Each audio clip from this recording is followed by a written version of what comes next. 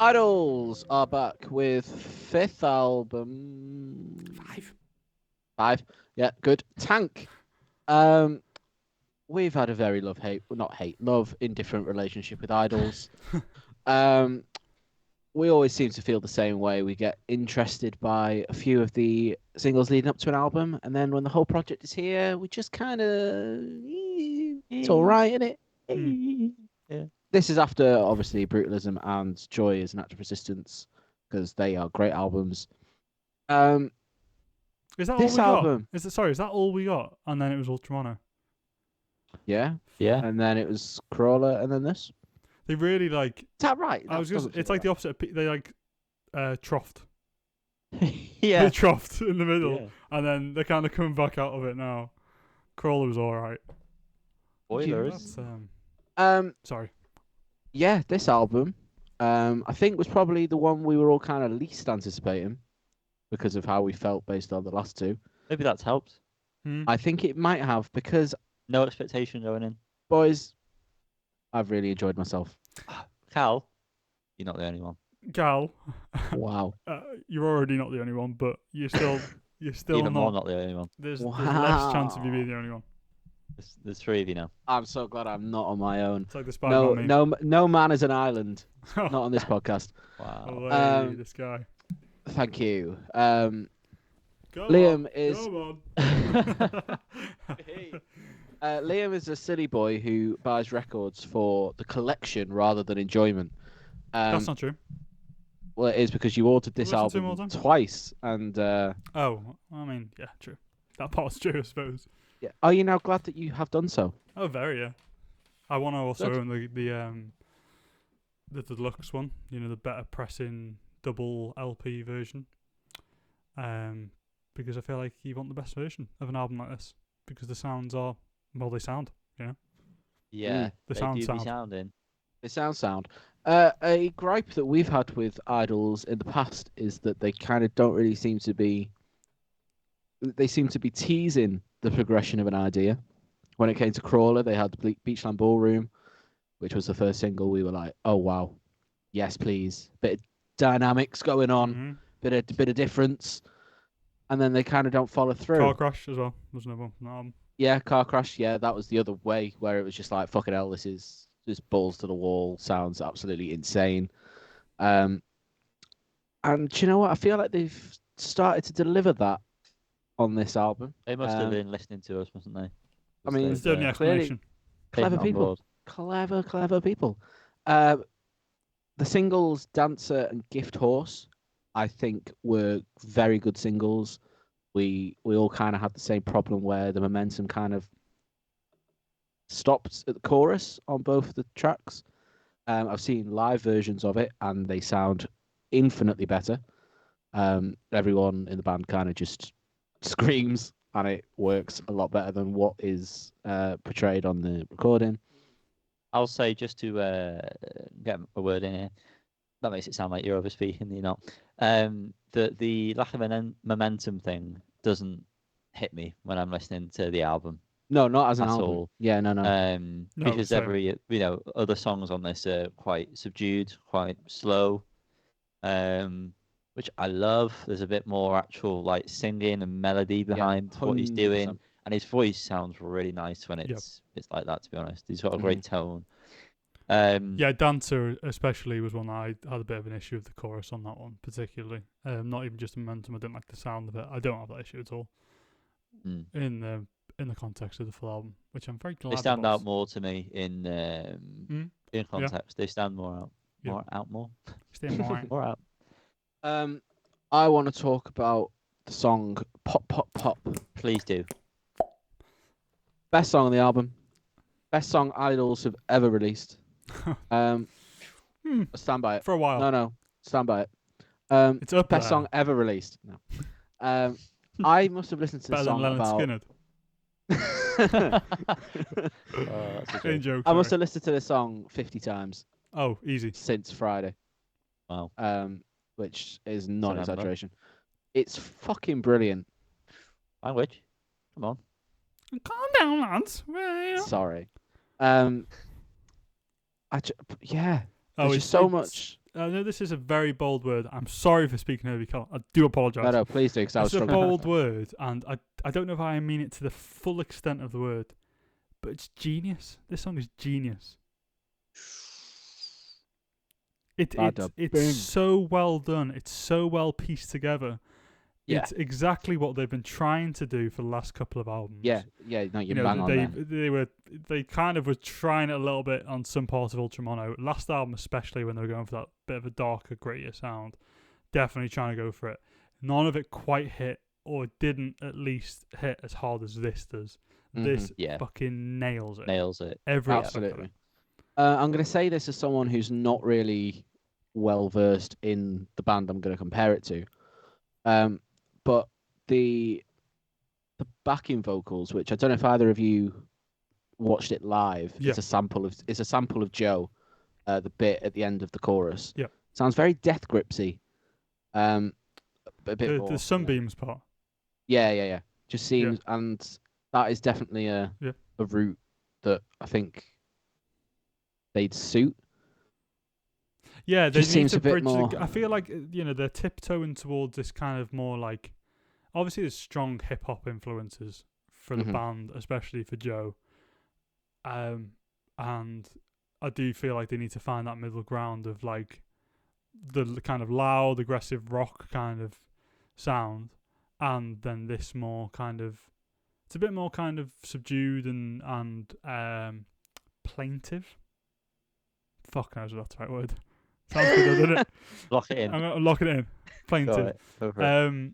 And I think you're right. Like something like a kind of Death Grip sound, it could work for some. Yeah, I get that. Yeah. You said just before. Sorry, Anne. You said that this song is quite subdued. Yeah, but it's still one of the like heaviest deliveries, despite it being so like calm isn't the right word, but just like one level. Yeah, it's so heavy. I think what they try to do with built up tension, doesn't it? Quite a lot. Yeah, definitely. And I think the kind of in and out of certain parts really work towards that. I think what they try to do a lot, on this album especially, is leave the space. And they very much are like, these are instruments and that's all that's going on most of the time. It feels like that anyway. But a lot of the time that feels a little bit kind of thin. And there are some songs on this album that I feel like that's the case with. It doesn't they don't fill the space properly. If the bass is doing something not so driving, if it's a bit more laid back, it's that whole section seems to be missing. Like it's just dropped out. Whereas this, they've really like nailed the dynamics on that part, I suppose. I think, they're working with the Godrich on this one. And you can almost, there are certain parts of this album where you can hear,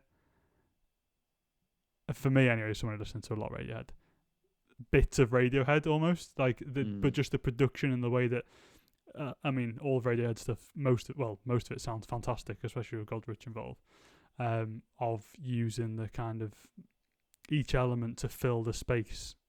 Even if there's not that many elements, it still make the most out of what you've got. Exactly, and I feel like this song in particular is a great example of those two heads colliding between the band and Nige. From that interview that we've all watched, he mentions about how it was mainly him and Bowen who wrote the songs, and then they take them to the rest of the band. I don't know if that's how they've done just this album or if that's how they've been doing it for a while. But it sounds like the case on this a lot, because it's like Joe and then that weird synth noise is going on and like a lot more like electronic sounding drums, especially in this. Yeah. I think that may be just the way forward. If it's I don't know. I'm saying this as if they've not done it previously. I don't know, but it's this is the most apparent that it sounds ever. Well, I think like the flip side of that is one of my biggest gripes from this album is a song Hall and Oates. Yes, which is a bit more of the classic Idols sound, I suppose. It's guitar heavy. well, that's the classic Idol song, but like it feels very thin. That's kind of the song I was alluding to Extremely before. thin. Very, Yeah. very thin. Because the Yeah. bass, I think, is just doing like a doo-doom. Kind of, there's not a driving bass line at all. It So doesn't need to be on this album. No, this is the, And it this Whenever is it doesn't the fit. most. on, it It's doesn't. the I'm most like, Ultramono song going. It's yeah, very whenever it comes Ultramono. on, I'm so confused by Yeah, it. It really it's takes a me bit out of a it. bummer, isn't it? It kind of is like, Yeah. oh right, okay. Mm. And I mean, another kind of mishap, although I do really like the song, is Roy. And you mentioned this straight Yeah. away. Is it doesn't hit hard enough when it needs to hit hard enough. Mm. It does feel like there's something missing there, and I don't know if that's them they need to kind of break out of their the mindset of like we play as a band and we record as a band and blah blah blah. That one, if they'd have embraced the kind of pop mentality on that one, I feel like could have hit a lot harder.